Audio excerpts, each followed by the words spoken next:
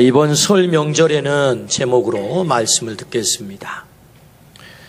교회에 다니는 한 부부가 주일 아침에 별것도 아닌 것 가지고 다퉜어요. 다툼이 크게 일어났습니다. 아내가 토라져 가지고 나 교회 안 가. 남편만 할 수 없이 교회를 가게 된 것입니다. 교회 예배가 끝나고 집에 돌아오는데 세상에 이렇게 다투고 간 남편이 선물을 한 보따리 들고 꽃다발까지 들고 집에 오는 거예요. 아내가 감격을 해가지고 그 선물과 꽃다발을 들고 마음이 샥 풀린 거예요. 손수 반찬을 만들고 음식을 만들어서 그 다음날 목사님을 찾아갔습니다. 목사님, 제 남편이 어제 은혜를 크게 받은 것 같습니다. 세상에 선물을 한 보따리 꽃다발까지 이렇게 사가지고 집에 들어왔단 말입니다. 목사님, 어제 설교 제목이 내 아내를 사랑하라 그런 제목이었습니까? 그랬더니 목사님 대답이 아닌데요. 그럼 뭡니까? 네 원수를 사랑하라 였습니다.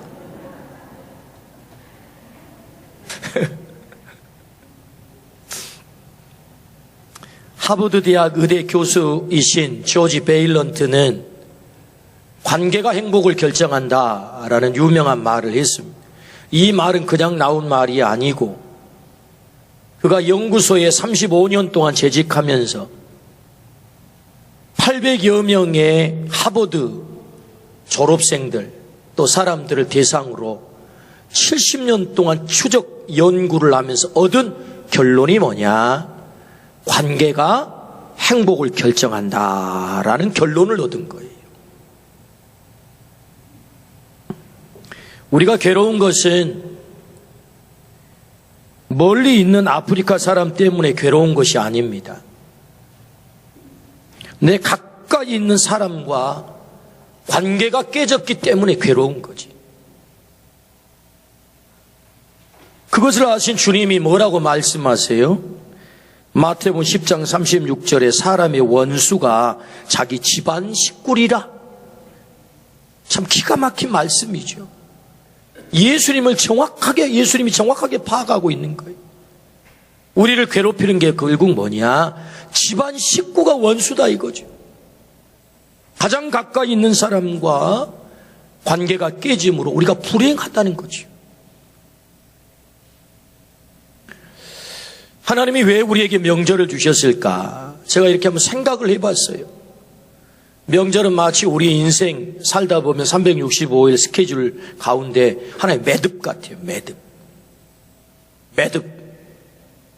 새로운 것을 향하여서 도전하는 그런 매듭.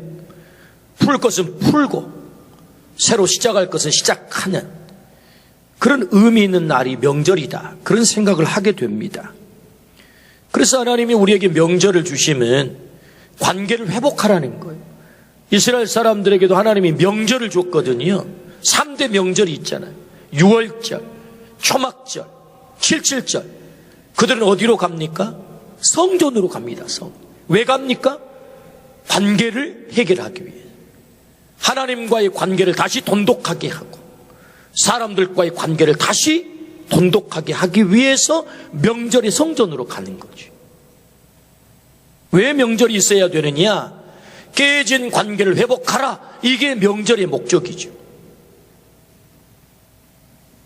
이번 명절에는 우리 가족 안에 관계가 온전히 회복되기를 축복합니다. 혹시 깨진 관계가 있다면 온전히 회복이 되고 우리 공동체 안에 관계가 온전히 회복이 되고 관계가 회복이 돼야 행복이라고 하는 열매를 얻을 수 있기 때문에 그러므로 이번 설 명절은 그 관계가 회복되기를 주의 이름으로 축원합니다. 원수가 자기 집안 식구라고 한다면 여러분 원수를 사랑하기를 축복합니다. 원수를 사랑하래요. 그렇다면 여러분 어떻게 관계가 회복될 수 있을까요? 그 첫 번째는 불화의 원인을 알라라고 말씀하세요. 불화의 원인을 알라. 15절에서 16절 본문입니다. 노끈으로 채찍을 만드사 양이나 소를 다 성전에서 쫓아내시고 돈 바꾸는 사람들의 돈을 쏟으시며 상을 엎으시고 비둘기 파는 사람들에게 이르시되 이것을 여기서 가져가라. 내 아버지의 집으로 장사하는 집을 만들지 말라. 갈등이 폭발한 현장이죠. 지금 한 번도 이런 적이 없는 예수님께서 노끈으로 채찍을 만들어서 돈상을 뒤집어 엎고 짐승들을 내쫓고 성전을 완전히 뒤집어 엎었단 말이죠. 뭘 말하고 있는 것입니까? 지금 갈등이 폭발하고 있는 거죠. 왜요? 성전의 목적을 상실했다는 것입니다. 여러분, 이 성전은 돈 바꾸는 자리가 아니잖아요. 짐승들 판매하는 곳이 아니잖아요. 짐승들의 소리로 가득 찬 자리가 아니잖아요. 근데 성전이 뭘로 가득 찼다고요? 짐승, 돈 바꾸는 장사치들로 가득 찼다 이거지. 성전의 목적을 상실했다. 그래서 여러분, 여기 갈등이 생긴 것이고 관계가 깨진 것입니다. 불화의 원인, 강도의 소굴로 만들어버렸다, 성전을. 성전의 목적이 무엇입니까? 오늘 말씀과 병행 본문이 사복음서에 다 나와요. 마가복음 11장에서는 만민이 기도하는 집이다. 마태복음 21장, 마가복음 11장, 누가복음 19장에 만민이 기도하는 집이다 라고 말씀하십니다. 뿐만 아니라 역대하 7장에는 만민이 예배하는 집이다 라고 말씀하죠. 그런데 성전이 기도와 예배가 사라졌다는 것 아닙니까? 목적이 상실된 거죠. 형식만 남았습니다. 인간 욕망을 채우는 강도의 소굴이 되어버렸습니다. 때문에 예수님과 불화하게 되고 갈등이 폭발하게 된 거지요. 목적대로 쓰임받지 않으면 언제나 거기에는 갈등이 발생합니다. 목적대로 쓰임받지 않으면, 남편이 목적대로 쓰임받지 않으며, 아내가 목적대로 쓰임받지 않으며, 부모가 목적대로 쓰임받지 않으며, 자녀가 목적대로 쓰임받지 않으면 갈등이 생긴다는 거예요. 누가 이런 일을 자행했습니까? 성전 밖의 사람이 아니죠. 성전 안의 사람이죠. 누구보다도 성전을 사랑해야 하고 하나님을 온전히 예배해야 할 성전에서 일하는 제사장과 그 하수인들입니다. 관계로 따지자면 누구보다도 예수님과 가까운 가족과 같은 관계이지요. 제사장과 예수님 누구보다도 가까워야죠. 제사장들은 하나님을 누구보다도 잘 섬겨야 될 자들입니다.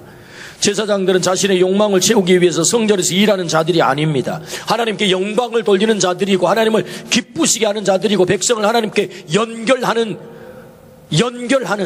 폰티펙스란 말이죠. 다리를 연결하는 사람, 그게 제사장 아닙니까? 그런데 제사장들이 그들에게 주어진 거룩한 목적을 상실하고 성전을 자신들의 탐욕을 채우는 도구로 이용하고 있는 거지요. 그래서 예수님이 화가 난 것 아닙니까? 한 번도 화낸 적 없는 예수님이 채찍을 휘두르고 있단 말이죠. 불화의 원인이 무엇입니까? 성전의 목적을 상실했다. 제사장의 목적을 상실했다. 그래서 갈등이 생겼고 관계가 파괴됐다. 이런 얘기죠. 우리에게도 갈등이 있죠. 한번 적용을 해보겠습니다. 우리에게 적용을 해보겠습니다. 우리의 불화의 원인을 한번 점검해 보십시다. 우리가 예수님을 믿습니다. 예수님을 주인으로 우리는 믿고 있습니다. 아멘입니까? 우리가 예수님을 주인으로 모시고 예수님을 믿습니다. 아멘. 그렇다면 우리들을 향하여서 성경은 뭐라고 말합니까? 고린도전서 3장 16절. 자, 같이 한번 읽어볼까요? 시작. 너희가 하나님의 성전인 것과 하나님의 성령이 너희 안에 계시는 것을 알지 못하느냐? 성경은 직접적으로 우리를 향하여 너 성전이다 이렇게 말씀하세요. 베드로전서 2장 9절 말씀입니다. 그러나 너희는 택하신 족속의 왕같은 제사장들이요. 뭐라고요? 왕같은 제사장이라고. 성경이 우리에게 정체성을 가르쳐 주세요. 우리의 아이덴티티가 뭡니까? 너 성전이야, 너 제사장이야. 여기 무슨 다른 군도대기가 없잖아요. 그럼 그러므로 오늘 우리가 읽은 요한복음 2장의 이 성전에 예수님께서 올라가셔서 채찍을 드시고 휘두르는 예루살렘 성전의 이야기가 2000년 전 예루살렘 성전의 이야기가 아니라 오늘 우리를 향한 이야기란 말이죠. 네가 성전이야, 네가 제사장이야 라고 주님이 말씀하시니까. 그렇다면 2000년 전에 예루살렘 성전은 목적을 상실했습니다. 예배가 사라졌고 기도가 사라졌어요. 그렇다면 성전된 나에게는 그 목적이 어떻게 이루어져 가고 있는 것입니까? 그 목적은 상실되지 않은 채 그 목적이 잘 목적대로 이루어져 가고 있는 것입니까? 그거 점검해 봐야 되지 않겠습니까? 우리 안에 왜 불화가 있고 갈등이 있는 것입니까? 이 목적이 상실하게 되면 거기에는 갈등과 관계 파괴와 불화가 있게 된단 말이죠. 그러므로 오늘 주님께서 주시는 이 말씀은 성전된 나를 향하여서, 왕같은 제사장 된 나를 향하여서, 내가 너를 성전 삼고 제사장 삼는 그 목적 잘 이루고 있어? 이거 말씀하고 싶은 거지. 그 목적을 잘 회복한다면 이 명절에 네가 그렇게 회복하기를 원하는 그 관계가 회복되게 될 거야. 그 회복된 관계를 통해서 네가 행복의 열매를 따게 될 거야 라는 말씀이죠. 그렇다면 이제 한번 점검을 해보겠습니다. 첫 번째 목적, 성전된 내게는 예배가 있는가? 내게는 예배가 있는가?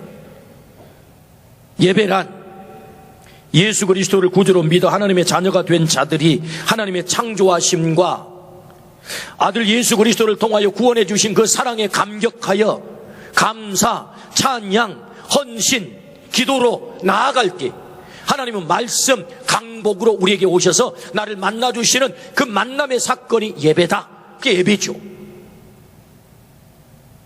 마땅히 우리는 그 예배하는 자이죠. 그 예배자를 주님은 어떻게 하고 계세요? 요한복음 4장 23절에 아버지께 참되게 예배하는 자들은 영과 진리로 예배할 때가 오나니 곧 이때라. 아버지께서는 자기에게 이렇게 예배하는 자들을 찾으시느니라. 할렐루야. 누구를 찾아요? 예배하는 자를 찾는다. 예배하는 자를 찾는다. 하나님이 찾으시는 예배자인가 우리를 한번 점검해 봐야 되지 않겠습니까? 나는 하나님이 찾으시는 바로 그 예배자인가? 어떻습니까? 있어야 할 예배가 드려지지 않으면 하나님과의 관계가 꼬여요. 하나님과의 관계가 꼬이면 사람과의 관계도 꼬입니다. 자연과의 관계도 꼬여요. 다 꼬입니다. 거기서부터 불화가 시작이 되죠. 거기서부터 불화가 시작이 되죠. 이스라엘의 역사를 한번 들여다보십시오. BC 9세기 아합 왕이 북왕국 이스라엘을 다스리게 됩니다. 근데 안타깝게도 하나님을 섬겨야 될 그 이스라엘의 예배가 사라졌단 말이죠. 왜 사라집니까? 아합 왕의 왕비 이세벨이 옛 바알의 딸로서 시집을 오는데 뭘 가지고 옵니까? 우상을 가지고 옵니다. 못된 신들을 다 가지고 오는 것입니다. 그래서 하나님의 성전에서 예배가 드려져야 되는데 예배는 다 사라지고 전국에 곳곳에 우상들을 세운 신전들이 세워졌단 말이죠. 바알과 아세라판이 되는 것입니다. 여러분 잘 기억해야 됩니다. 여러분 나라가 바알과 아세라판이 되면 안 될 줄로 믿습니다. 우상들의 판이 되면 안 될 줄로 믿습니다. 결국은 예배를 잃었단 말이죠. 그 예배를 잃은 결과가 뭐죠? 3년 6개월 동안 하늘문이 닫혔어요. 비가 내리지 않습니다. 생명들이 죽습니다. 백성과 백성의 관계는 파괴됩니다. 자연과의 관계도 파괴되었습니다. 모든 관계가 다 파괴됩니다. 온 나라가 갈등으로 가득 차게 됩니다. 예배를 잃어버린 이스라엘 백성들의 비참한 현실이 찾아와 정말 참혹한 현실이 찾아온 거지. 뭐 때문에? 예배를 잃어버렸단 말이죠. 그게 이스라엘 역사가 보여주는 사건 아니겠습니까? 그런데 예배를 잃어버린 그 역사 한복판 속에 누가 등장을 합니까? 엘리야가 등장을 한단 말이에요. 한 사람이 엘리야. 끝까지 하나님을 포기하지 않고 예배를 포기하지 않았던 엘리 한 사람이 등장을 합니다. 열왕기상 18장 30절.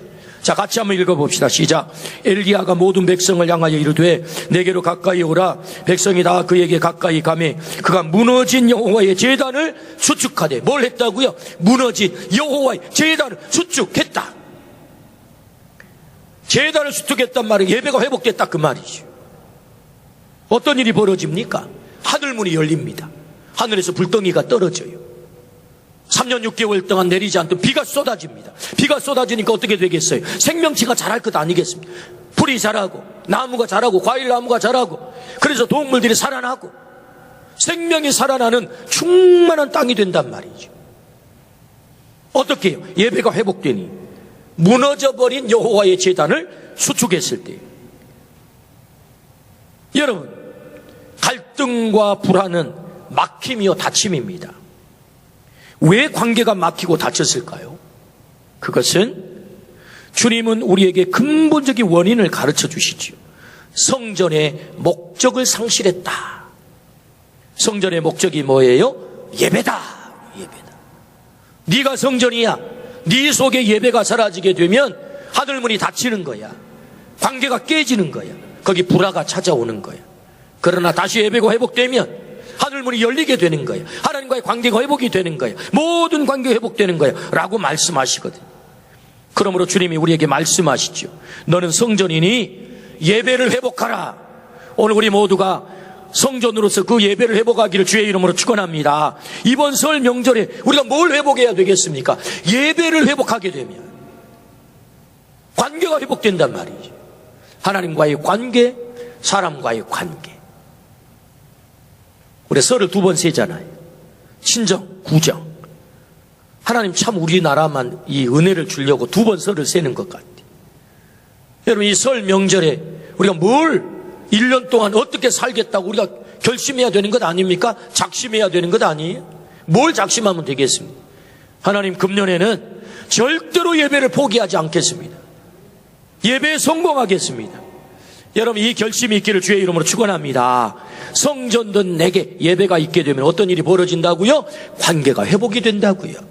여러분, 이 관계가 회복되기를 주의 이름으로 축원합니다. 하나님은 예배를 통해서 우리에게 복을 약속하시죠. 창세기 12장 8절 말씀에 거기서 베델 동쪽 산으로 옮겨 장막을 치니 서쪽은 베델이요 동쪽은 아이라.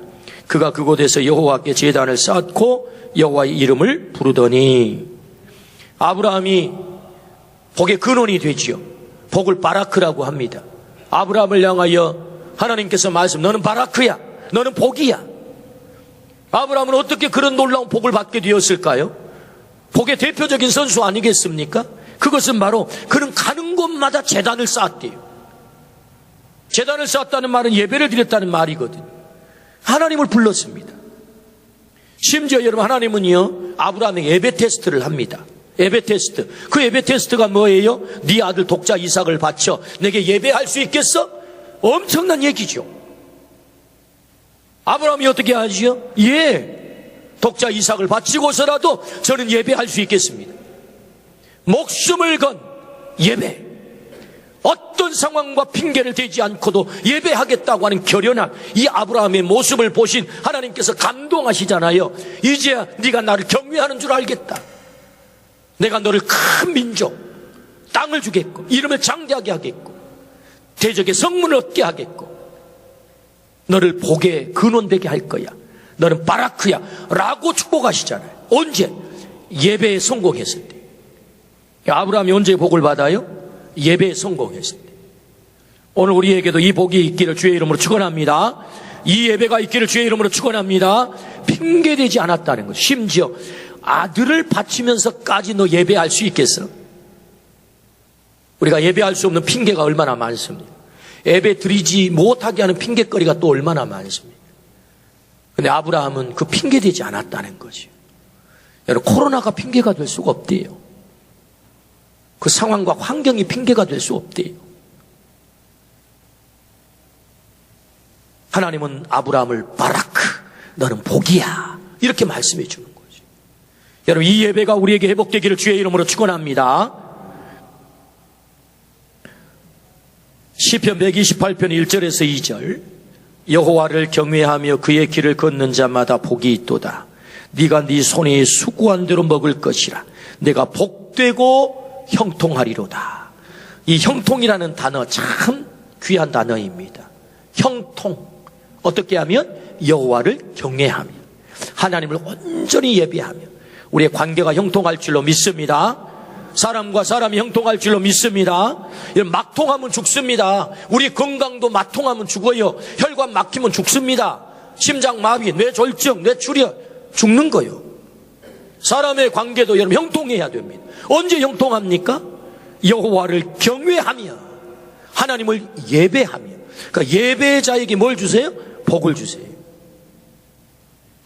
배가 너무너무 고픈 멧돼지가 먹을 것 없나 하고 어슬렁어슬렁 먹을 것을 찾아다니다가 온 세상에 그렇게 맛있는 사과가 땅바닥에 있는 거예요. 땅바닥에. 그래서 이 사과를 덥석 물어 깨물어 보니 너무 맛있는 거예요. 그러지 않겠습니까? 배가 잔뜩 고픈 멧돼지가 와그작 먹은 이 멧돼지가 야, 이 사과가 이게 땅에서 솟아났나? 이 계속 먹고 싶은 마음의 주둥이로 땅을 파기 시작하는 것입니다. 이 사과가 이 땅에서 솟아났을 거야. 계속 땅을 파는데 사과가 안 나와요. 그래도 계속 팝니다. 자기가 판 구덩이에 자기 몸뚱아리가 다 들어갈 만큼 깊이 파도 사과는 안 나와요. 너무 땅을 파다가 지쳐가지고 발라당 나자빠졌어요. 숨을 헐떡헐떡거리면서 곧 죽게 생겼어요. 뒤로 발라당 나자빠져가지고 머리가 하늘로 향하지 않겠습니까? 원 세상의 하늘을 쳐다보니까 거기 사과나무 위에 사과가 주렁주렁 맺혀 있는 거예요.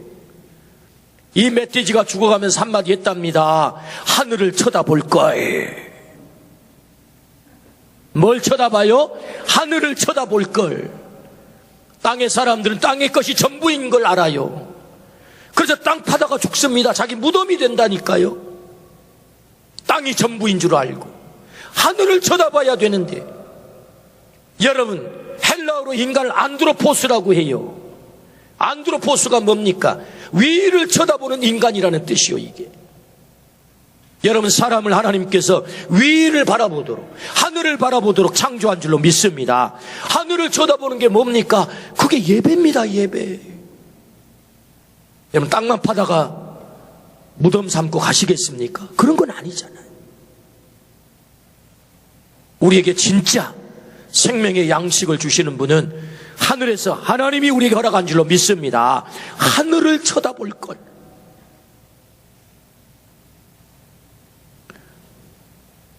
주님은 이번 설에 우리에게 결단하라고 말씀하십니다. 너 예배를 성공하면 좋겠다.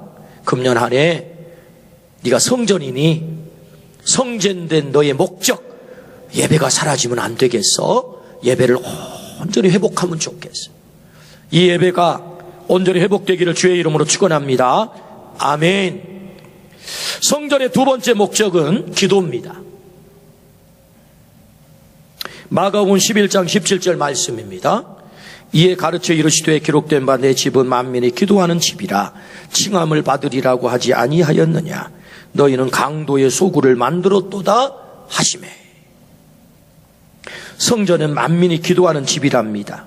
내가 성전이기에 마땅히 내게 뭐가 있어야 되겠습니까? 기도가 있어야지. 과연 내게 기도가 있는가? 나는 기도를 잃어버리지 않았는가? 날마다 나는 하나님과 대화하고 있는가? 기도가 뭐지요? 예수님을 구주로 믿어 하나님의 자녀가 된 자들이 전능하신 아버지 하나님께 회개, 간구, 중보, 소원을 아뢰며 하나님의 나라가 이루어지도록 예수의 이름과 믿음으로 구하는 모든 것이 뭐요? 기도지요. 기도를 잃어버린 예루살렘 성전은 결국은 AD 70년 디도 장군에 의해서 완전히 파괴됩니다. 역사 속에 사라지죠. 기도를 잃어버린 성전은 인간적인 수단과 인간적인 탐욕만 남습니다. 하나님께 올리는 기도가 사라지니 짐승들의 소리만 남았어요. 여기 예루살렘 성전에 여러분 짐승들이 있었다잖아요. 예수님이 쫓아낸 짐승. 여러분 그 짐승이 그냥 물리적인 짐승만 얘기하는 게 아니고요. 대단히 상징적인 말씀입니다. 예배가 사라지고 기도가 사라져버리니 성전에서 뭐만 남아요? 짐승들의 소리만 남은 거예요. 원초적인 욕구와 본능과 욕망, 탐욕만을 추구하는 인간의, 사람의 소리가 아닌 짐승의 소리 말이에요. 짐승의 소리. 하나님과 대화가 사라져버리고 예배가 사라지면 짐승들의 소리만 남는다고. 여러분, 짐승들이 어떤 존재입니까? 이기적인 존재 아닙니까? 이기적인 욕망을 위해서 얼마든지 자기의 발톱을 드러내고 이빨을 드러내는 것이 뭐예요? 그게 짐승 아니겠습니까? 인간적인 탐욕만 남는 짐승들의 소리로 성전이 가득 차게 된 거예요. 그러니 여러분, 거기에 어떤 관계가 유지되겠습니까? 그 관계가 철저히 파괴되지 않겠습니까? 여러분, 이기적인 마음이 춤을 추면 어느 사람과의 관계가 이루어지겠습니까? 여러분, 가족 간의 관계가 왜 깨지는 것입니까? 이기적인 이 욕망이 춤을 추면 가족 관계가 깨지는 것 아니겠습니까? 때문에 주님은 우리에게 뭐라고 말씀하세요? 항상 기도하라. 쉬지 말고 기도하라. 범사에 감사하라. 할렐루야. 그렇게 말씀하는 거죠. 네가 성전이야. 너 기도가 있어야 너 살아. 하나님과 대화가 끊어지면 갈등만 쌓입니다. 관계 회복은 대화의 시작이죠. 누구와 대화를 시작해야 되겠습니까? 하나님과 대화를 시작해야죠. 기도가 뭡니까? 하나님과 대화 아닙니까? 하나님의 뜻을 모르면 짐승의 소리를 하다가 싸웁니다. 하나님의 뜻을 알면 하나님의 말을 하게 되지요. 거기 어찌 관계가 꼬이겠습니까? 그 하나님의 뜻을 모르니 짐승의 소리를 하다가 싸우는 거죠. 다니엘은 최악의 상황에서 최상의 삶을 살았지요. 바벨론 나라의 느부갓네살, 벨사살 왕 2명의 왕을 섬겼고, 페르시아 나라의 다리오, 고레스 2명의 왕을 섬겼단 말이에요. 두 나라를 섬기고 4명의 왕을 섬긴 사람이 다니엘인데 총리직을 잃지 않았다. 이게 가능한 얘기입니까? 이게 역사 속에서. 근데 이 말도 되지 않는 전무후무한 삶을 누가 살았어요? 다니엘이 살았단 말이죠. 최고의 성공적 인생, 그 비결이 도대체 뭡니까? 어떻게 이게 가능한 얘기입니까? 그 성경은 우리에게 설명하잖아요. 다니엘서 6장 10절에 다니엘이 이 조서의 왕의 도장이 찍힌 것을 알고도 자기 집에 돌아가서는 윗방에 올라가 예루살렘으로 향한 창문을 열고 전에 하던 대로 하루 3번씩 무릎을 꿇고 기도하며 그의 하나님께 감사하였더라. 우리가 주목해야 될 말씀은 전에 하던 대로 하루 3번씩 창문을 열어놓고 기도했다 이거죠. 나 기도의 사람이야. 사람들에게 다 오픈했다는 것입니다. 나 기도하다 죽어도 괜찮습니다. 그 결기를 보여주고 있는 거죠. 기도하다가 붙잡히면 어떻게 되는 것입니까? 사자밥이 되잖아요. 사자 굴 속에 던져 넣겠다 했잖아요. 그런데 다니엘은 전에 하던 대로 핑계가 없어요. 나 기도하다 죽어도 괜찮겠습니다. 여러분, 이 신앙이 우리의 신앙이 되기를 주의 이름으로 축원합니다. 주님은 성전된 나에게 너 성전의 목적을 회복해야 되겠다. 그 성전의 목적이라 만민이 기도하는 집이야. 성전은 기도야. 기도가 있어야 돼. 너 기도가 있니? 라고 말씀하세요. 오늘 우리에게 이 기도가 있기를 주의 이름으로 축원합니다. 기도의 사람이 되기를 주의 이름으로 축원합니다. 아멘. 그러면 사는 거예요. 그러면 관계가 회복되는 거죠. 기도가 살면 짐승의 소리가 아니라 사람의 소리를 하게 되는 것입니다. 한 장로님이 사업을 하다가 크게 실패를 해서 큰 부도가 났어요. 그의 아내와 자식들에게 볼 면목이 없었습니다. 또 많은 사람들에게 볼 면목이 없었어요. 정말 인생이 너무 괴로웠습니다. 하루는 괴로운 마음에 집을 들어가지 못하고 밤늦게까지 거리를 배회하면서 든 생각이 이대로 내 생명 끝내야 되는 것 아닌가, 이대로 내 생명 끝내야 되는 것 아닌가, 이런 생각까지 하게 됐어요. 그러나 결행을 하지 못하고 밤늦은 시간에 집으로 터벅터벅 돌아오는데 아내가 불을 환하게 켜놓고 남편을 기다리는 것입니다. 아내는 남편의 손을 잡고 여보 왜 이렇게 늦게 들어왔어요? 방으로 남편을 손잡고 들어가 무릎을 꿇고 기도를 하면서 이렇게 말을 하는 것입니다. 온 세상 사람이 당신에게 손가락질을 한다 해도 나는 당신을 절대로 믿습니다. 비록 부도가 나서 많은 빚을 졌지만 당신의 진실은 부도나지 않은 것을 믿어요. 당신은 결코 무능한 사람이 아니에요. 그리고 나는 당신이 다시 일어날 것을 확신합니다. 옛날 욥이 다시 일어나 하나님의 축복을 받은 것처럼 당신도 하나님의 축복으로 언젠가 반드시 일어날 것을 믿습니다. 그리고 나는 변함없이 당신을 사랑합니다. 이 얘기를 들은 장로님이 체면불구하고 아내를 안고 엉엉 울었습니다. 목 놓아 울었어요. 그러나 아내의 손을 맞잡고 기도를 하며 말했습니다. 온 세상이 다 나를 죄인으로 보더라도 당신만 내 진실을 믿어준다면 나는 반드시 다시 일어날 거요.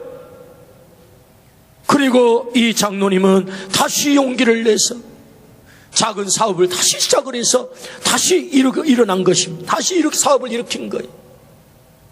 기도하는 아내가 남편을 살린 거죠. 기도하는 아내가 남편을 살린 거예요.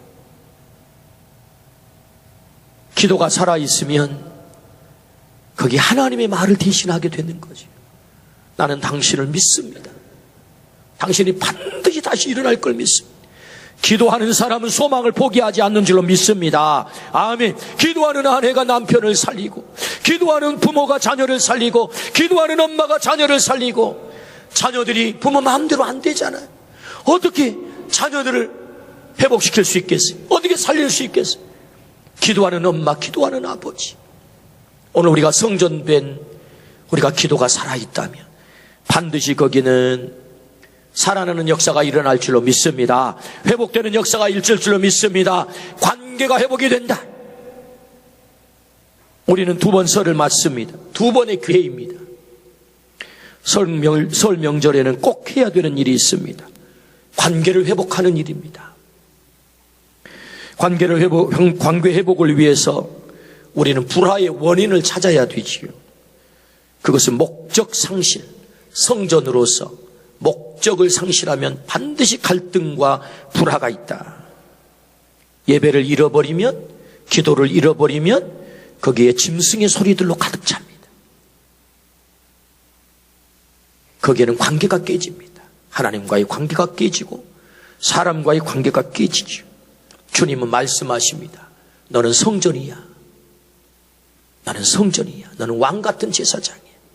우리 안에 이 예배가 회복되기를 축복합니다. 기도가 회복되기를 축복합니다. 예배가, 기도가 금년 한 해 우리 안에 다시 회복이 된다면 금년 한 해 하나님은 하나님과의 관계가 회복될 뿐만 아니라 사람과의 관계를 회복시키셔서 하나님이 우리에게 주시려고 하는 행복의 그 열매를 우리로 하여금 누리게 할 줄로 믿습니다. 아멘.